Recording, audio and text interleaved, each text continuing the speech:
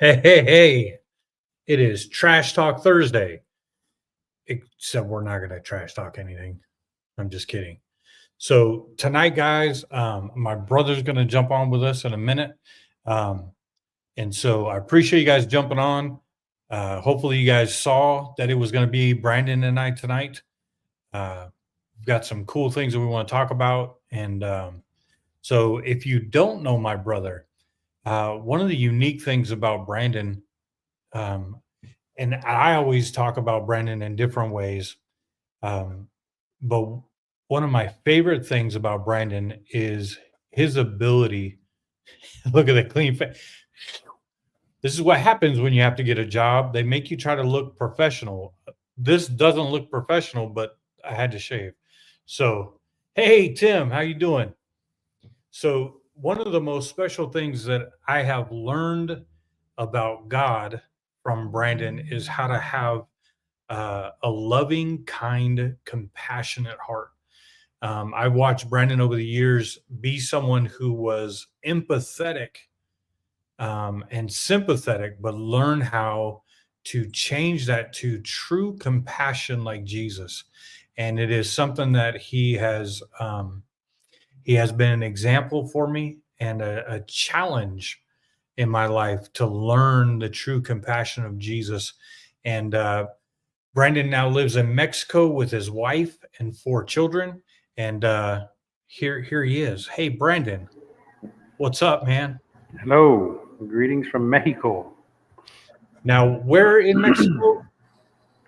My wife and I live in La Paz, which means the peace, and we are 2 hours north of Cabo San Lucas. So it's a very Cabo is the very touristy town, and we are 2 hours north of there, and it's a very family-oriented tourism spot. So not the crazy parties you see in Cabo. So, like the piece, like Shalom, or like the piece of the puzzle? The peace, shalom. La Paz Nice. means peace. Mhm. Check that out. And we have the island right off of our peninsula, and it's called Holy Spirit Island. Really? Yep. I wish you would do something prophetic. That would be helpful. Yes, it would. There's something pretty awesome about living as a prophetic sign and symbol.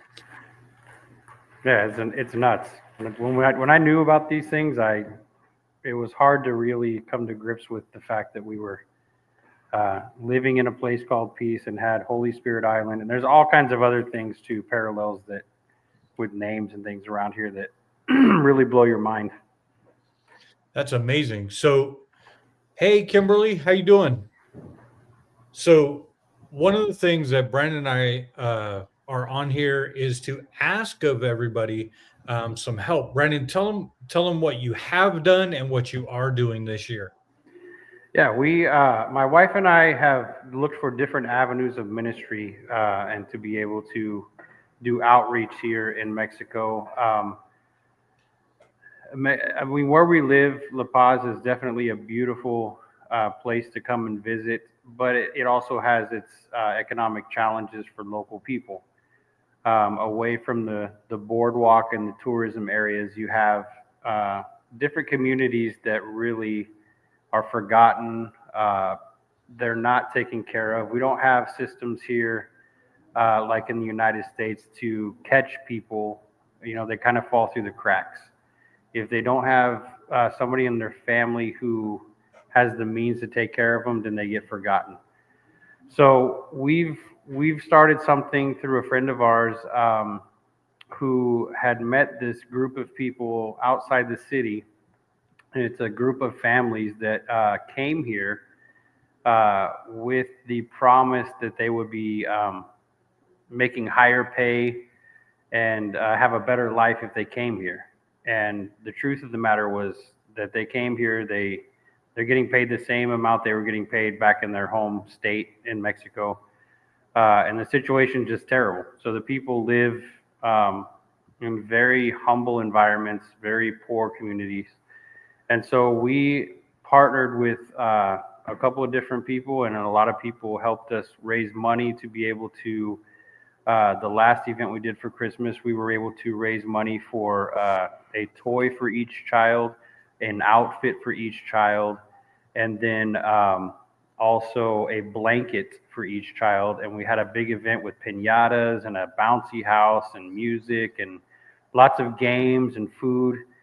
And, you know, it's a great representation of the heart of Jesus for these people, is that you're not forgotten, you're loved. There are people that don't even know you that care about your well-being and that are willing to sacrifice and pour into you, even from another country. So it's been phenomenal to get to be a part of. I mean, these kids they're beautiful. They're beautiful kids that they need someone to remember them and someone to be consistent. And that's what we've tried to do, is stay consistent and create relationship and not just, you know, one and done. We want to continue to pour into these families and get to know them better. And so that's what we're doing on the 21st of this month, which is right around the corner.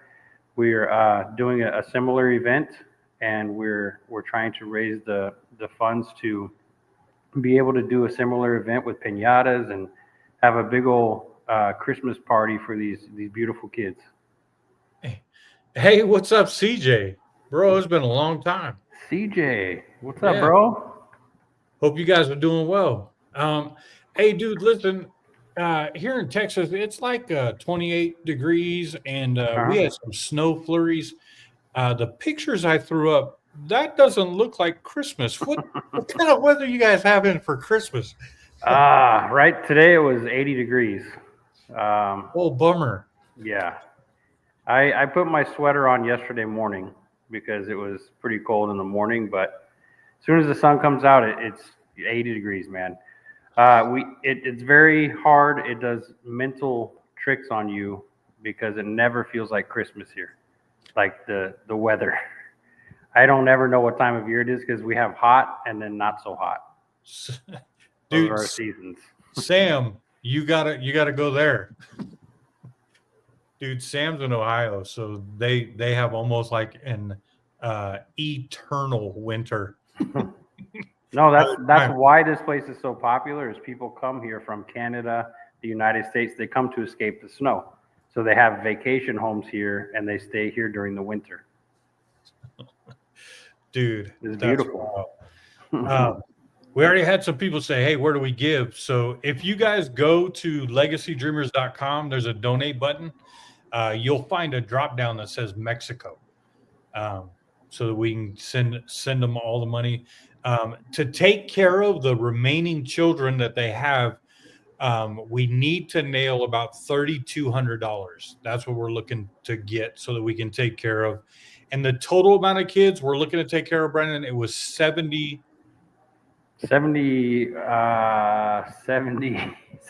I think, is the total.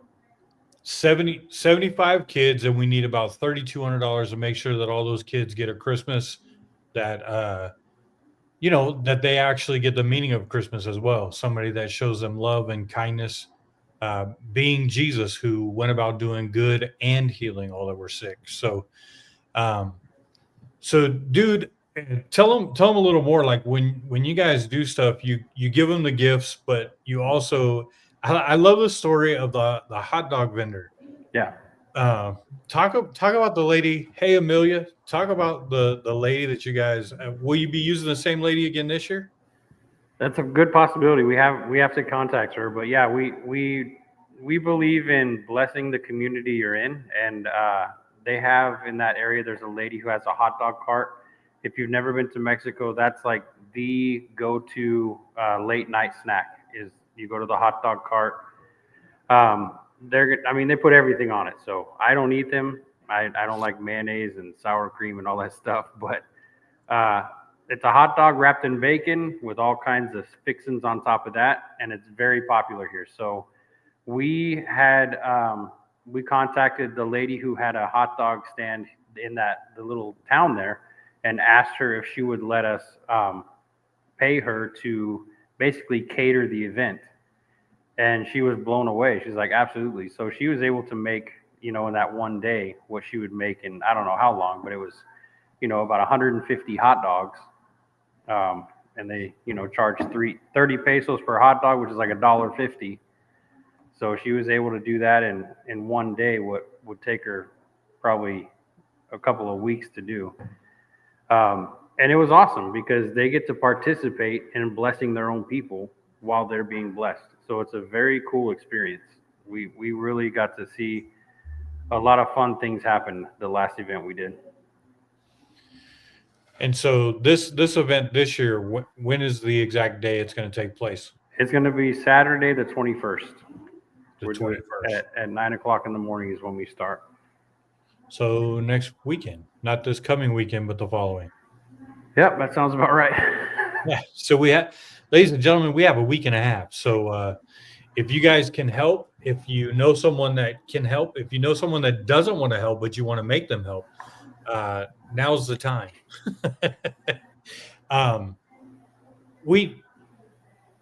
This is something that's always unique to go live and ask people, hey, we need money.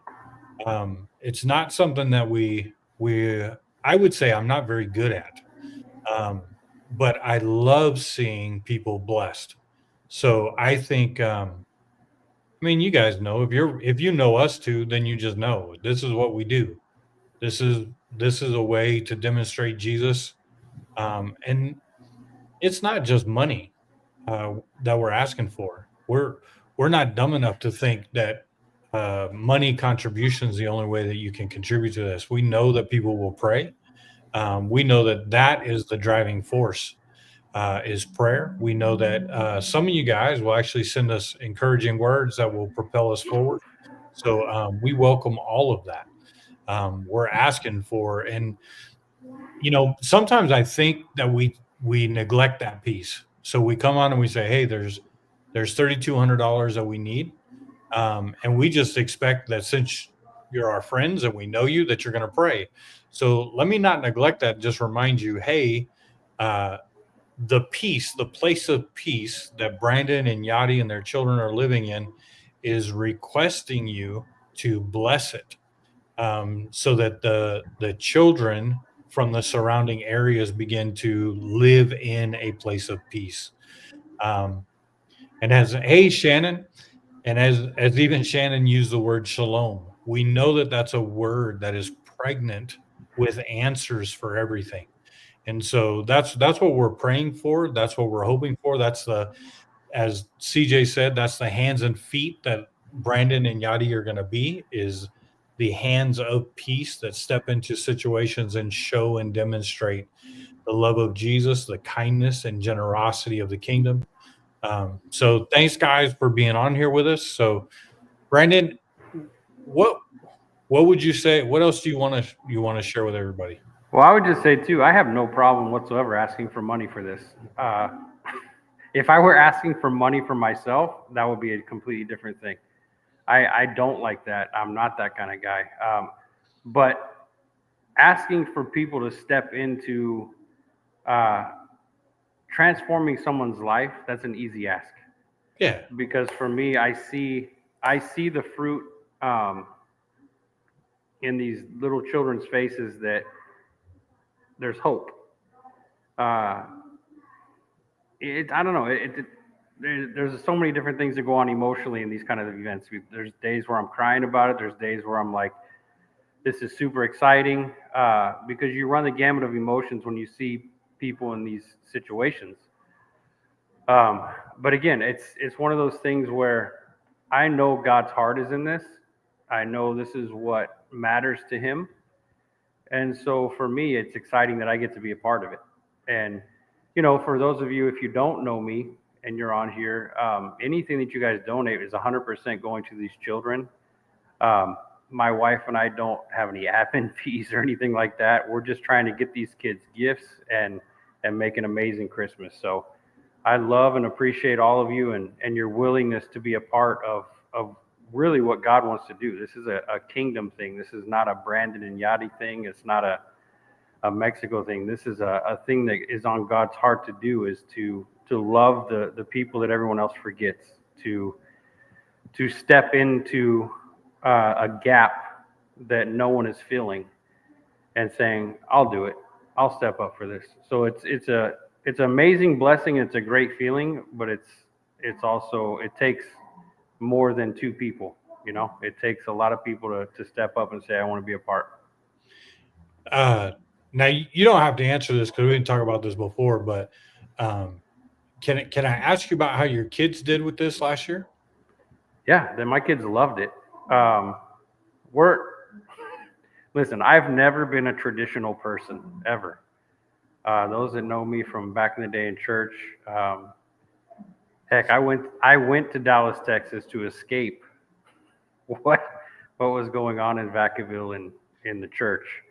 It scared me. But anyway, that's another story. But I've tried to, my wife and I have tried to always instill in our children the importance of Christmas not being a commercial holiday where we just beg for gifts, but where you have the availability and the possibility of making someone else's day better, and pointing them in a direction that maybe they hadn't been pointed before. So with my kids being there, honestly, we didn't know how it was going to go. We knew what we had taught them, but to actually see them in action was an amazing thing. My kids were amazing. Every one of them loved it. They were loving on the kids. They made friends with the kids. So there was such a connection that was made between the kids and my kids that my kids look forward to it. They ask us 4 or 5 times a year, are we going to do this again on Christmas? Are we going to do this again on Christmas? So it's something that definitely opened my children's eyes to the possibilities of what they can be a part of. And two, we went to a hospital. It's been about a month ago. We went to a hospital to take some food and coffee to the family members of patients that are waiting outside.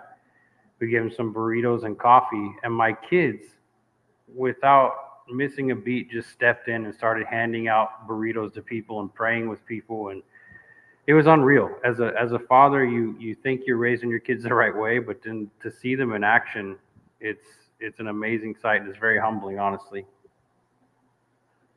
Dude, that's crazy. Now, of your kids, were you able to, I mean, I'm sure you were, but just thinking about it, thinking about my kids, I'm just kind of running through them in my head, but were you able to notice which ones uh really were navigating spiritually and which ones were navigating naturally, like they naturally were drawn into, like, this is what I want to do. I want to give food, Mhm. like give the natural things, and other ones were going, man, I really want to pray into this, or I want to lay hands on this. Yeah, of my children, I mean, all of them. I'd say my older son Liam, he was the one that he he likes to feel things out. He likes to see what's really going on before he jumps into something. He's my thinker, and so he watched his brother and sisters before he got involved. But my older daughter, her strength was definitely stepping in to just serve, and then my other daughter was drawn to the kids instantly, and just playing with the kids and loving with them. She's just really able to connect with kids on a real practical level. And then my son Maximus, I mean, the name Maximus should tell you everything.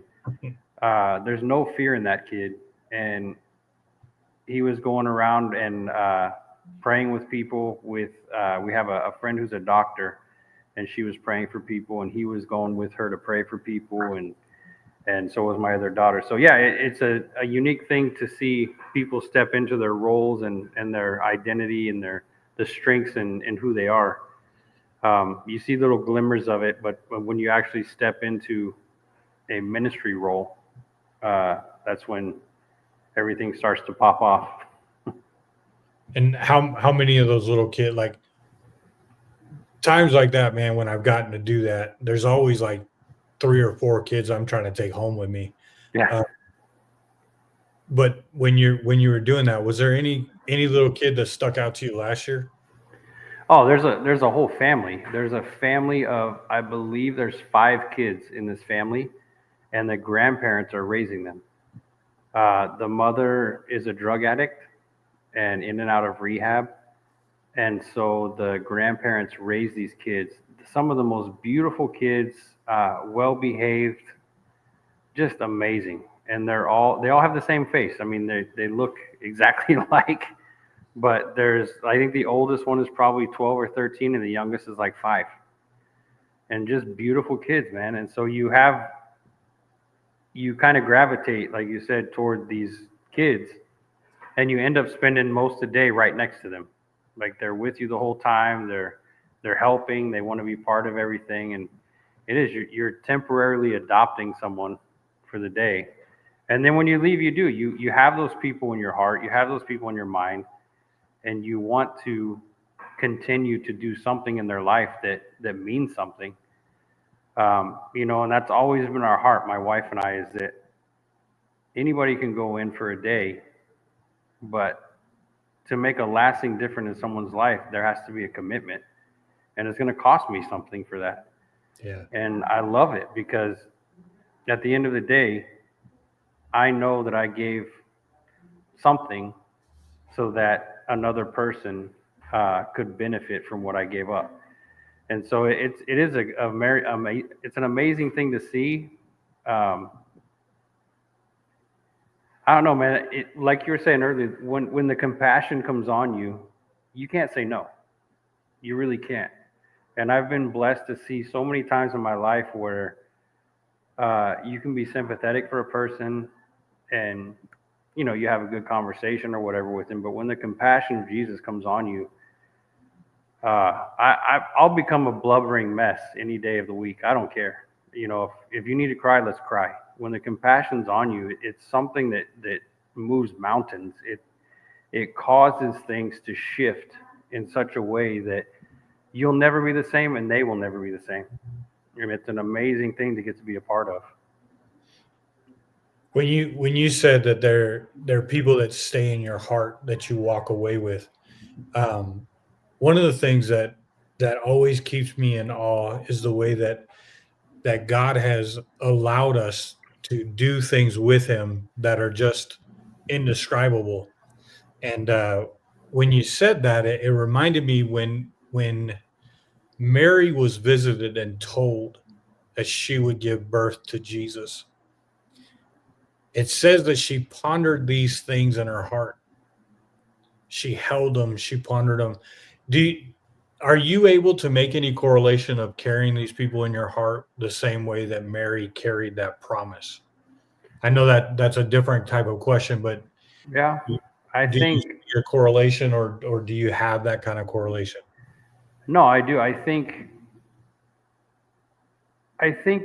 like, if you look back at Jesus' life and disciples, and without getting too theological, you look at the riffraff that Jesus had around him.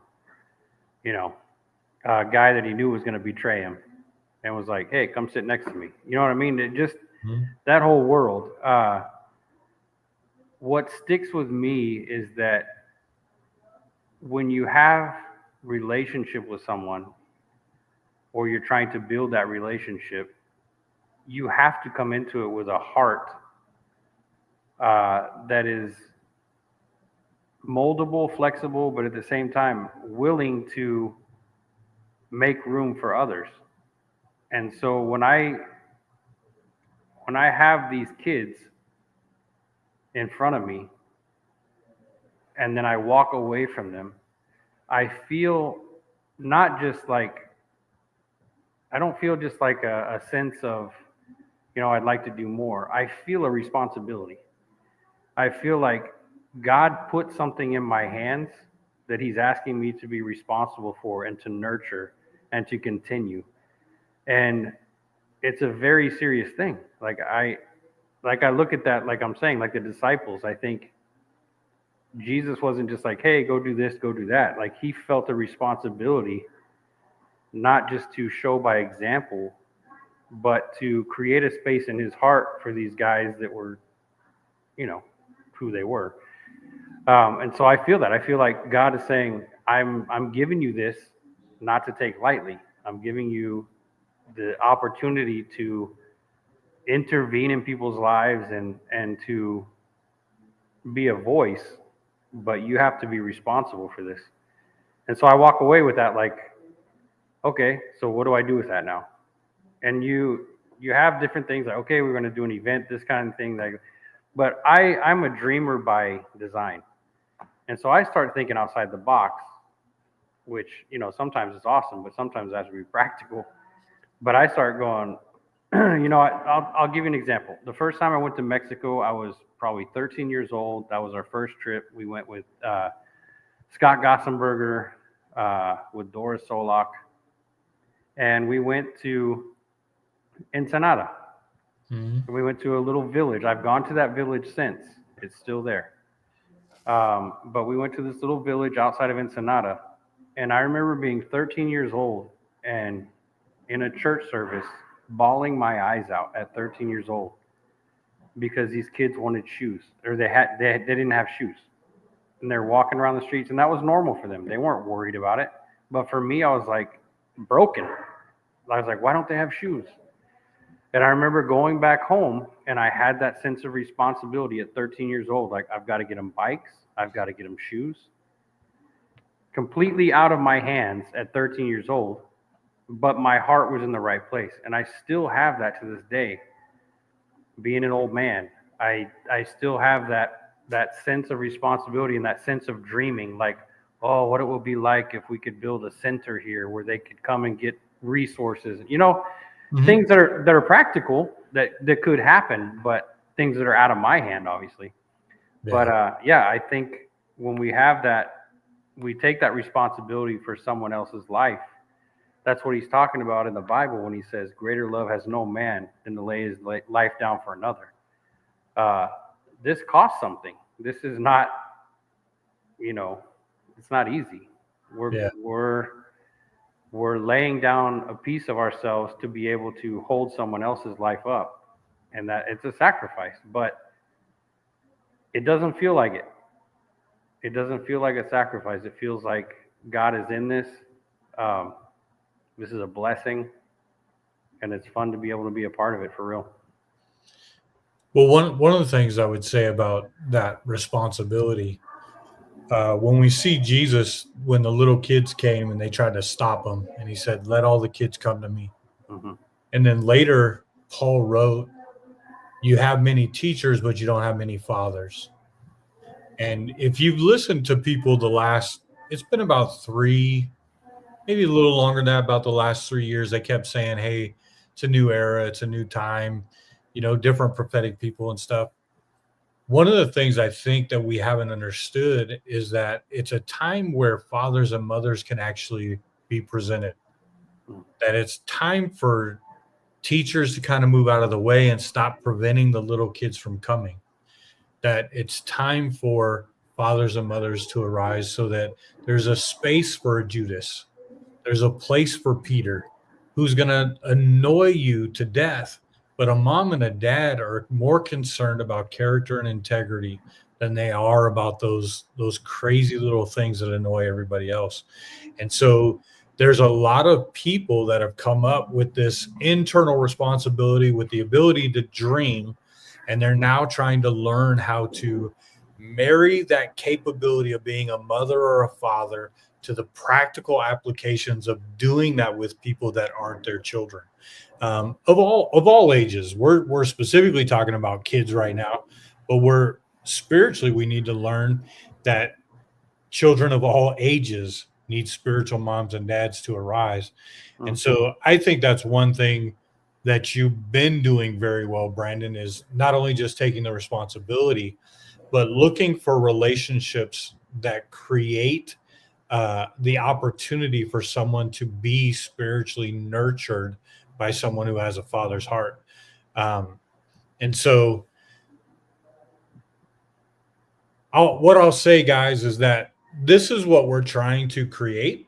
This is what we're trying to partner with Brandon and Yadi in, is mothering and fathering, connecting, stewarding, being hands and feet. So if you guys just joined us and you didn't hear, what we're asking is you can contribute. We're looking to raise $3,200, and we're trying to do that before. Well, actually, it'd be great if we could do that by Monday. Nothing like a little bit of a challenge, but I mean, it's Thursday night. That's a few days. That way they can have the time from Monday till Friday to make sure that they have all the preparations made for all these kids to have Christmas on Saturday the 21st. So, give and then call your friends and your family and call your enemies and tell them, hey, go to legacydreamers.com and contribute to these little kids in Mexico getting to be loved on and cherished and fed and get gifts, and be connected. If you guys aren't hearing that from Brandon, they love to give the gifts and they love to be able to feed them and give them a great day, but they're looking to connect with people who literally, that's their hope. Their hope is somebody believes in me, somebody loves in me, and there's somebody I can trust. So, hey, Chris, how you doing?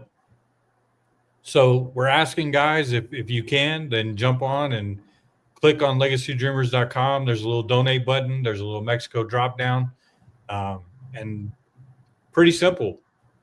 Give until we get to 32. And if we go past that, guys, we're not keeping it. We're going to find some more kids. If you think we can't find more kids, go ahead. Send us 10 grand. We'll find them. Yeah, there's no shortage of that. No, there's no shortage of kids. So don't think for a second we won't go find them. If you guys fund us, we'll go find more kids.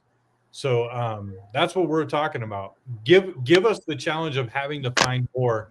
That's the thing that you dream of. As dreamers, that's what we're always dreaming of, is that we have more money than we know what to do with, so we go do it. We're not going to waste it. We're going to go find those kids. We'll go to the next village over. We'll go to the next city over. Heck, if you send us 100,000, we'll take care of the whole state, and we'll just chase them down. So, any last thoughts, Brendan, before we? Well, I would just say that the people that we've had the privilege of being able to minister to, they're no stranger to religion here in Mexico. There's most of the population is Catholic. There's a lot of Christians as well. But what I will say that they're a stranger to is people that come and represent the kindness of God. The Bible says it's the goodness of God that leads to repentance. And that's what we want to be. We want to be a representation of a good, kind, loving Father that doesn't come in and expose your sin and do all the junk that can mess you up even worse. We want to come in and love people where they're at, and we want to show them that they don't have to get cleaned up to come back or to get to know the Father. It's 100% unconditional love. And a lot of these people have not seen that. A lot of people have seen people come under the guise of ministry or religion or whatever, and it's 100% judging and, really making them feel bad about who they are.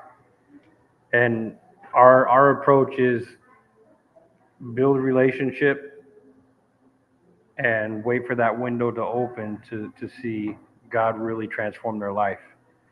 But it's an amazing honor. It's amazing fun.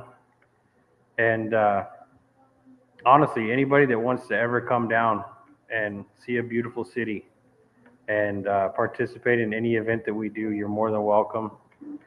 I'm just going to warn you, you're not going to want to leave. So keep that in your heart. If you're willing to come, be prepared to stay. Hey, Chris, did you hear that? I know you live in the frozen tundra. What's the temperature right now, Brandon? Right now it's about 65, but the high today was 80.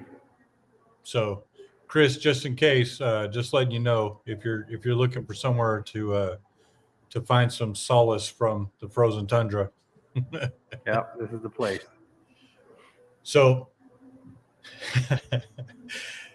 So, guys, I appreciate you jumping on with us. Hopefully, you saw the ad knowing that this wasn't going to be a Trash Talk Thursday.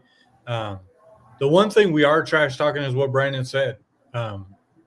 We are stop bragging. Chris said, "Stop bragging, dude." Oh, so the one thing we are trash talking is literally the people that want to promote religion, the separation from the goodness, the kindness, and the love of God. Um, we really don't want to keep doing the same thing over and over, expecting different results. We want to see the love of God do what it's supposed to do. We don't want to build mansions and buildings to man's idea. We want to build people and release them with permission into the fullness of who they're created to be. So, again, for anybody that's just jumping in, just so you know, we're looking to raise $3,200 by Monday. We're going to take care of over 70 kids in La Paz, Mexico. And so if you want to be a part of that, phenomenal. If you're like, man, I don't have any money, awesome. Please pray for us. Pray for Brandon, pray for his wife Yadi, pray for those kids, pray for the 70 plus kids that not only will they get gifts, but that they will be connected to the love of God. So, hey, Sumi. Man, Christian, love you tons, man. And dude, those are some crazy posts you've been throwing up. Taking me way back, bro. Amazing. So, as we close out, guys, thank you very much. One last thing. If you made it all the way to the end, Trash Talk Thursday is going away. This will be our last Thursday. As I've mentioned on a few of these, where do we send funds? LegacyDreamers.com. Click on the donate button. There's a little Mexico drop down on there. So LegacyDreamers.com. There's a little donate button. Click on it, and you'll be able to see that there's a Mexico button there, and we will make sure all the money goes to Mexico. Merry Christmas, Mexico. And so, as I mentioned before, I've started working again, and so Trash Talk Thursday is going to have to go away, guys. When you're not Lorax, thanks, Christian. Oh, don't hold back, man. Tell me how you really feel. When you work for somebody else, you don't have control of your schedule. And that is not a complaint. That is just reality. And I'm thankful that I'm able to have a job. I'm thankful that I can work. I'm thankful for the hours that my job has given me. And so because of that, I'm going to end Trash Talk Thursday for now. I love you too, bro. And so you will probably see us from time to time. If you still want to see my face, Legacy Dreamers is still doing stuff. You can go to the website. We just gave it to you. If you really want to know where I'm at or anything that we're doing. So, all right, guys. Merry Christmas. If I don't see you, Happy New Year.